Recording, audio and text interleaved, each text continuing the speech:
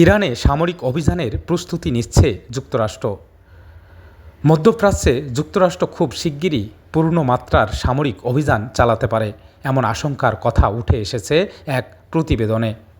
Axios এর এক প্রতিবেদনের সূত্রের বরাতে বলা হয়েছে, ইরানে সম্ভাব্য মার্কিন সামরিক অভিযান হবে বৃহৎ ও কয়েক সপ্তাহব্যাপী অভিযান, যা ভেনেজুয়েলায় পরিচালিত স্বল্পমেয়াদী লক্ষ্যভিত্তিক হামলার মতো নয়।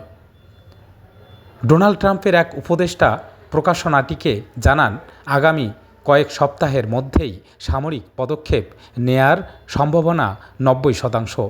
তিনি বলেন, প্রেসিডেন্ট ক্রমশ বিরক্ত হয়ে উঠেছেন। তার আশেপাশের কিছু মানুষ ইরানের সঙ্গে যুদ্ধে জড়ানোর বিরুদ্ধে বিতর্ক করছেন, তবে আমার মনে হয় আগামী কয়েক সপ্তাহের মধ্যেই আমরা কাইনেটিক অ্যাকশন দেখতে পারি।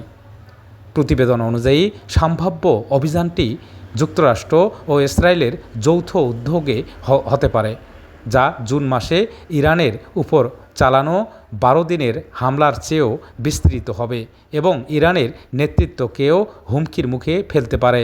এ ধরনের যুদ্ধ প্রেসিডেন্ট ট্রাম্পের বাকি মেয়াদকালেও বড় প্রভাব ফেলতে পারে। তবে এত গুরুত্বপূর্ণ বিষয় হওয়া সত্ত্বেও কংগ্রেসের সঙ্গে এ নিয়ে প্রকাশ্য আলোচনা খুব কম হয়েছে।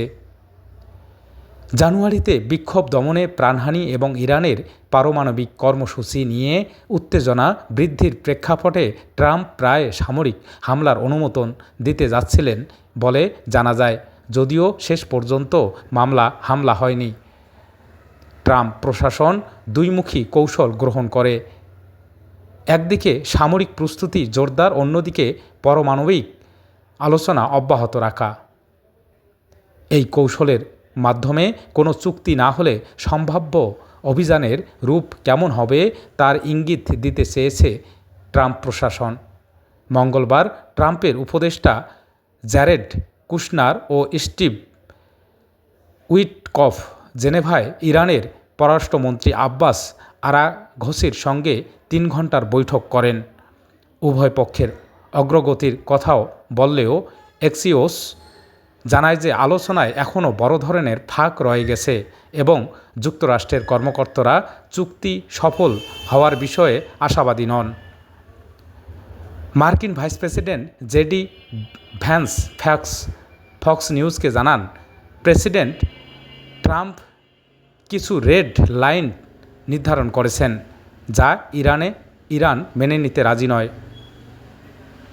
এদিকে ইরান নতুন প্রস্তাব দিয়ে 2 সপ্তাহ পর আবার আলোচনায় ফিরতে সম্মত হলেও যুক্তরাষ্ট্র ইরানের আশেপাশে তাদের আকাশ ও নৌ সামরিক শক্তি বাড়িয়ে চলেছে। গত 24 ঘণ্টায় 50টিরও বেশি মার্কিন যুদ্ধ বিমান মোতায়েন করেছে।